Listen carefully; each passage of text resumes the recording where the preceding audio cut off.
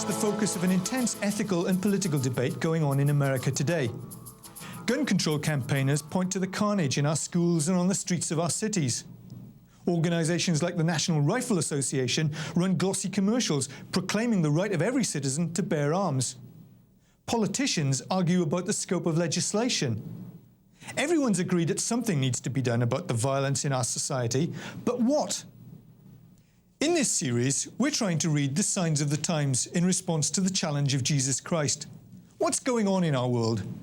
Underneath all of the images and icons of popular culture, what are the spiritual forces that are at work, shaping us and motivating us? That the gun is some kind of sign of our times, there can be little doubt. For even as the political debate rages, through television, the movies, magazines, it continues to exercise a powerful and romantic grip on the public imagination. On the walls of our culture, and maybe of our minds, the gun is written in words of fascination and of fear. The weapons you see around you are all military weapons, and they were designed to be the most efficient killing machine of the day. And this is a process that has continued on to today. The guns hold a fascination to me because each one of them is a little technical marvel within itself, and then some of the others are just absolute masterpieces of craftsmanship of the period. When you see the guns that were presented to some of the heads of states of Europe in the 17th and 16th centuries and 18th centuries, they are absolutely gorgeous. Beverly DuBose is an Atlanta businessman whose family has a long and serious interest in American military history. He has his own extensive collection of guns and memorabilia.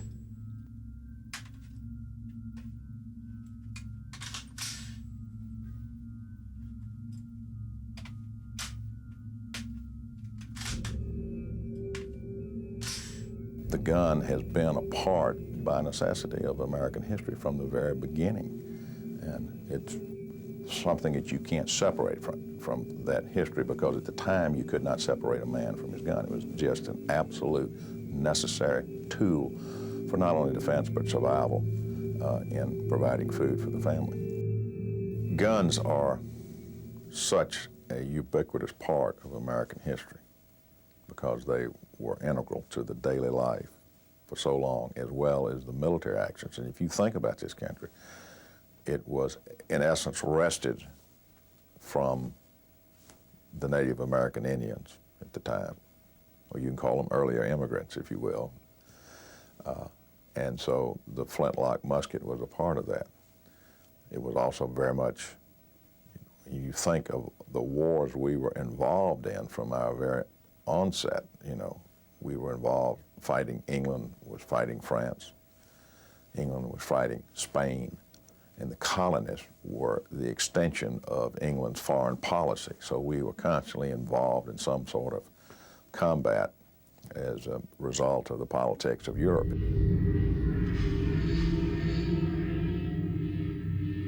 There's no doubt that the gun has indeed played a real and important role in American history. But in the popular imagination, and particularly in the movies, it's now achieved an almost mythic status.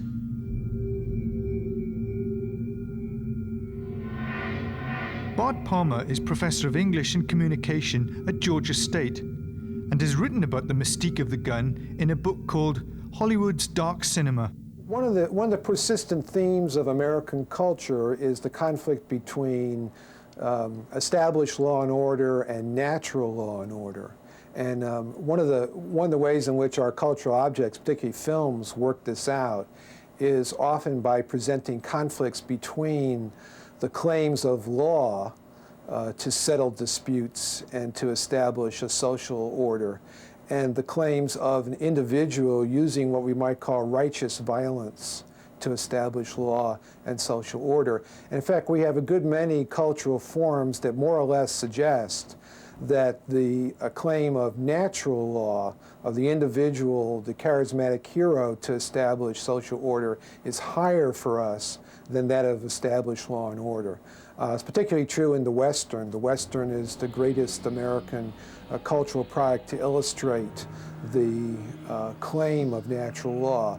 And the image of the cowboy is constructed very much around this idea of individuality, of isolation from society, of a need for self-definition, and all those qualities become wrapped up in the possession of the gun. The cowboy is no one without his gun.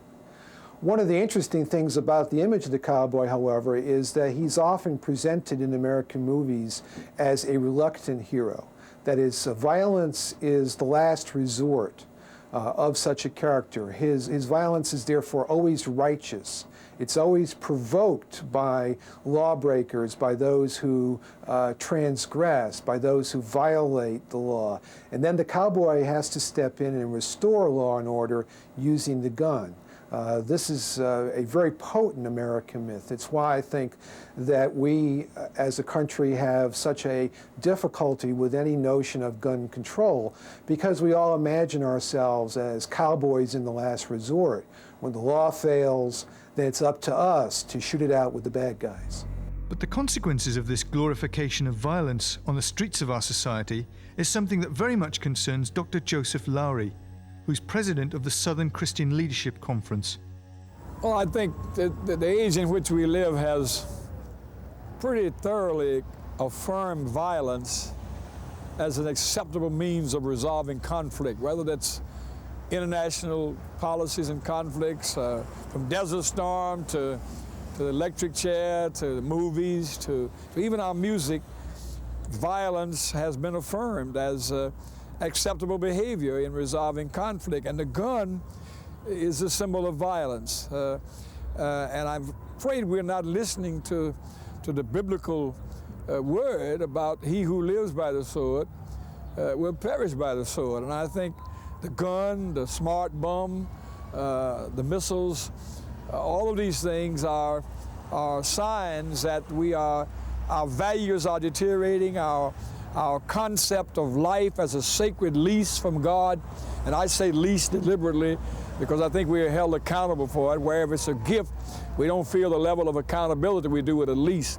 We've lost sight of the fact that life is a sacred lease from God and that we are going to be held accountable. And violence is a denial of the sacredness of life, and we're wasting God's gifts and resources on violence. Flying over the Midwest the other day, I saw the devastating impacts of the flood.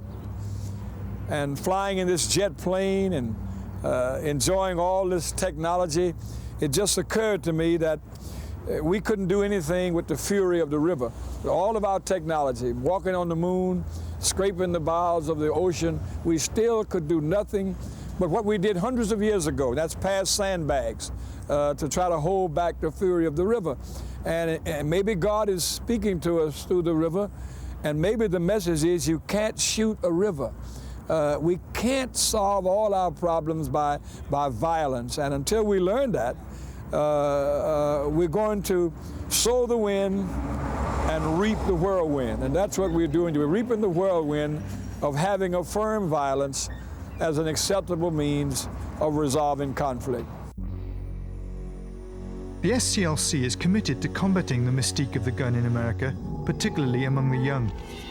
But as the public debate over gun control demonstrates, the gun lobby is able to appeal to some powerful emotions in support of its case.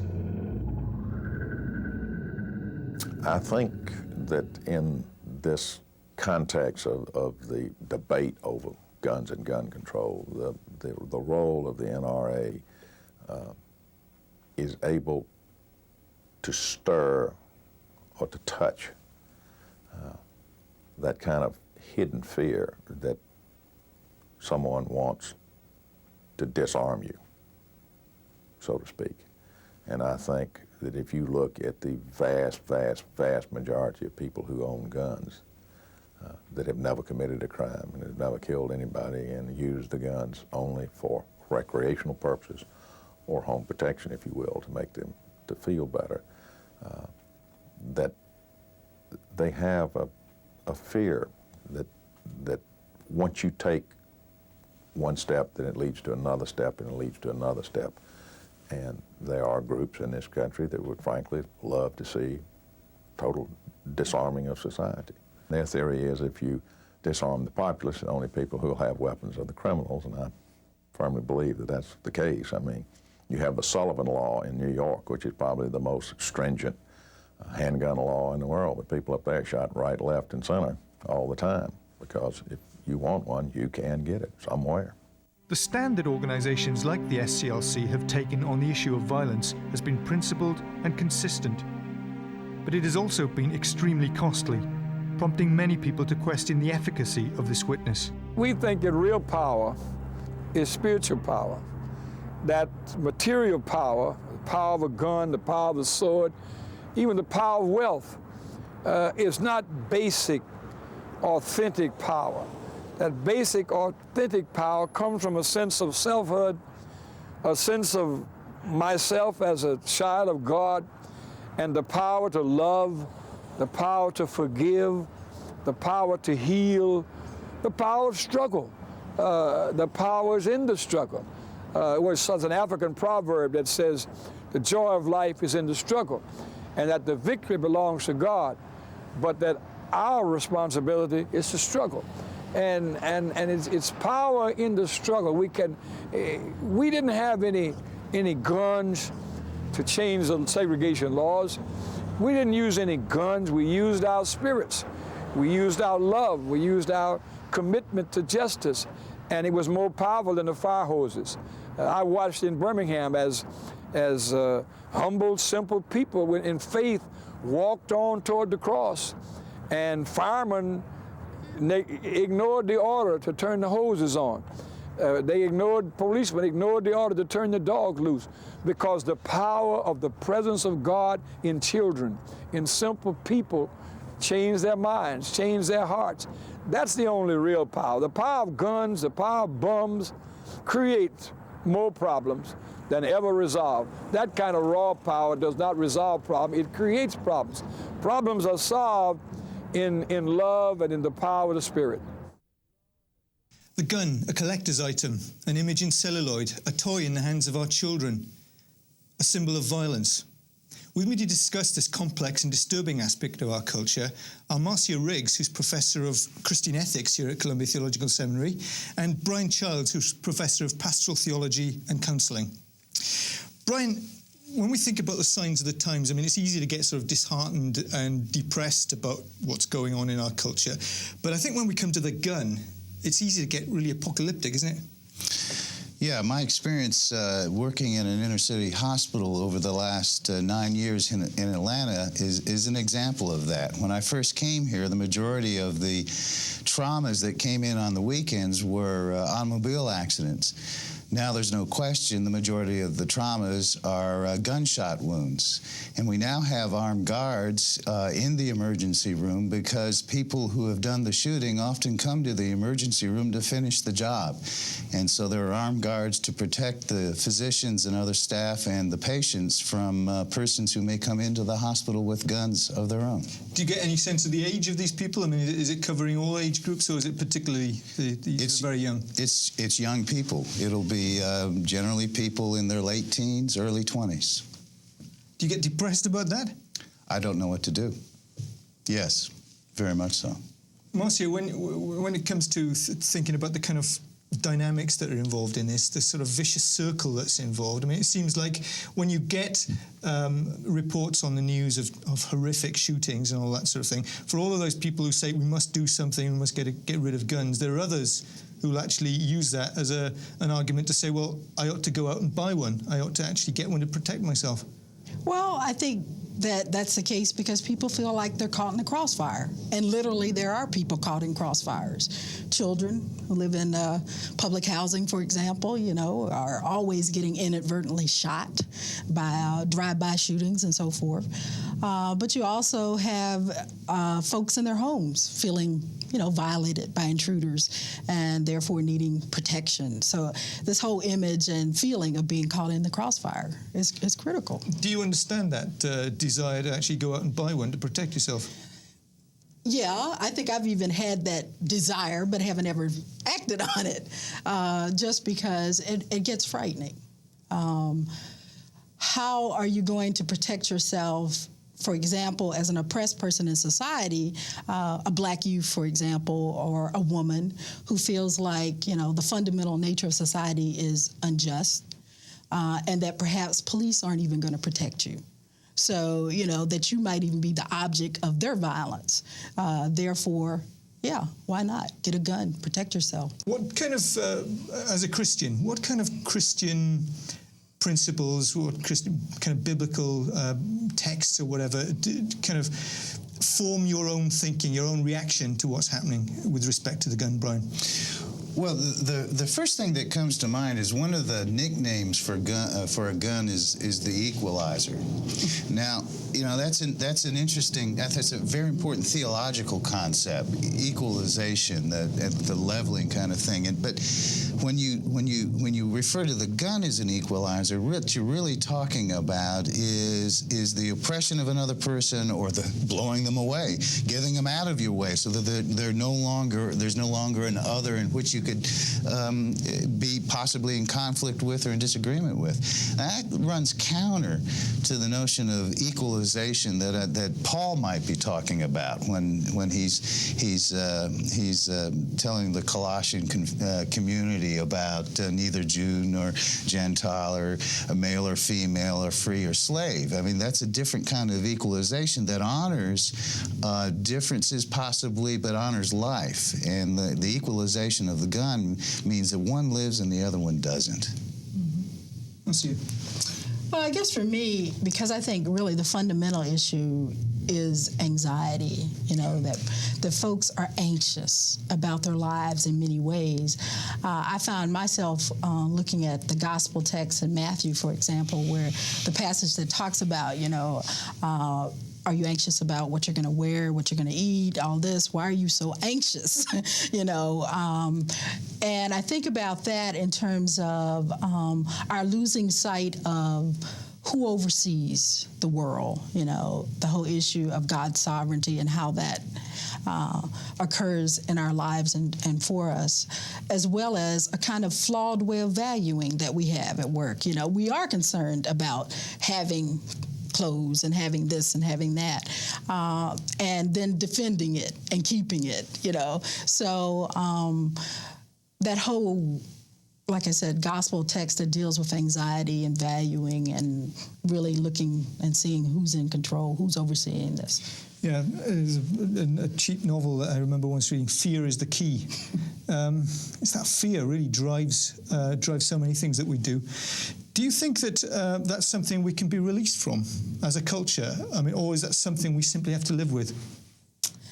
Well, I would hope that it's something we can be released from. And I think in the Christian community, at least, if in fact we affirm, you know, who actually oversees the world, then yeah, we're freed up at least not to be so anxious, or we're at least freed up to try and have some hope in the midst of the anxiety in a way that I'm not sure necessarily the rest of the culture.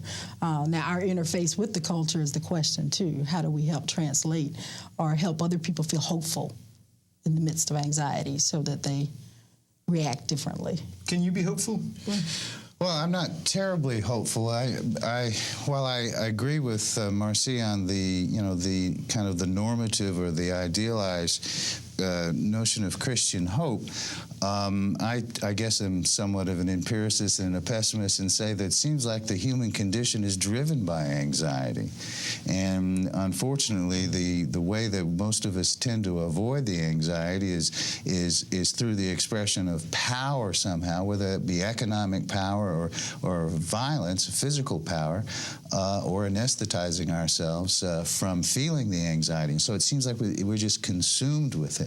And I think the real problem is what you pointed to, Marcia, was how is this translated, our Christian hope and value, when in fact it seems that is a gross, a very minority position in a culture that seems to honor the violence and typify anxiety is the way it's supposed to be. So, I mean, the other piece of that for me, too, in trying to translate that hope is also helping people understand that there is another way to see power, too. Mm-hmm. The power doesn't have to be oppressive or about controlling the other. That power could also be about how one enhances life, how one generates life, how one, There's a very interesting sort of dynamic in the gospel, in the epistles of Paul, particularly between power and weakness, and what constitutes power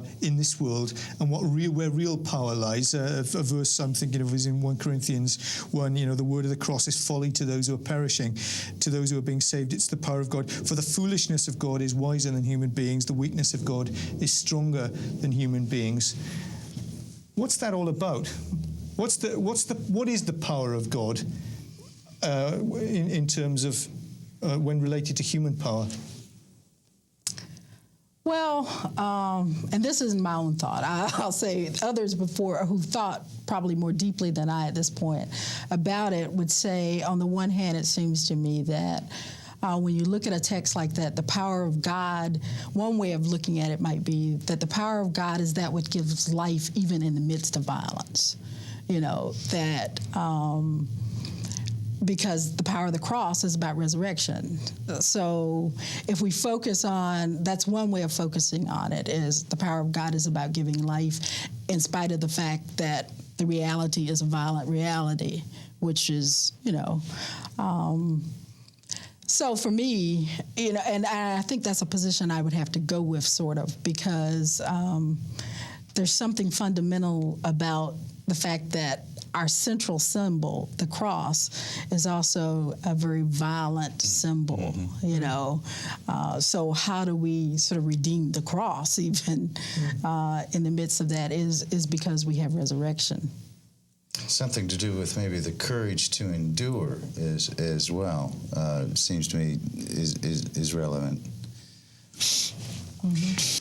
What form do you think a Christian witness on the gun should actually take in our culture today?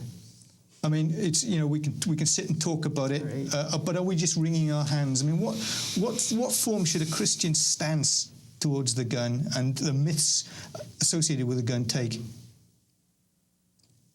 Well, on the one hand, I think we clearly have to be oppositional to the myth and the ideology of the gun, helping people to see that the power that comes with owning a gun or having a gun to defend oneself is not all there is to power. The power of God, the cross, gives us another vision of power. That's one thing. However, because I really do think there's an awful lot of structural violence in the society, I can't in and of myself say that the only Christian ethical stance would be to be nonviolent and therefore never take up arms or guns. So it's kind of on the one hand, but on the other. Yeah. Brian, how about you? For me. Yeah, I tend to agree with that. I think another element, maybe less, a little bit more individually based, is that we can make some kind of stance. Is how do we value life? Guns, pistols anyway, are generally the ones that you see in the streets, and the one you hear about are not target pistols. Right. This is machinery designed to kill or maim. That's the only reason they exist, and that's certainly true of the street sweepers and the automatic weapons. They are designed to create physical harm. Right. Now, what is that saying in the proliferation of this? What does that say about human life? We're also in a culture now that asks questions about should physicians be allowed to help people terminate their own lives, and without asking the question is, what is life, and what does it mean to us as Christians? What is our our responsibility to it as ownership or as stewardship, what? So I think that I think we need to really reevaluate what is the meaning of life? What does God intend for it? And that's the one of the relevant questions for guns. You know, I hitch up when I hear you say, well, I don't rule out violence in response to oppression. And one of the reasons I hitch up is because I may be one of the oppressors. Mm-hmm. And so I have a self-interest in that that not be a position we can take.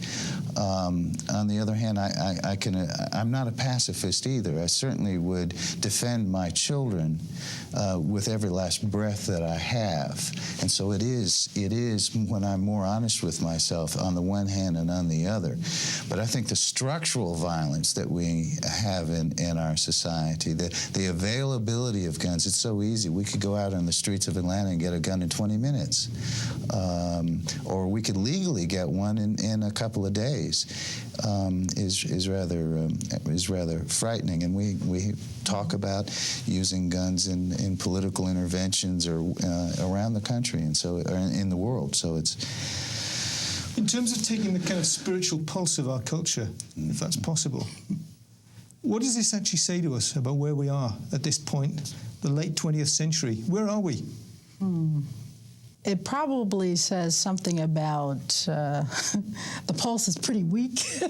The patient needs reviving.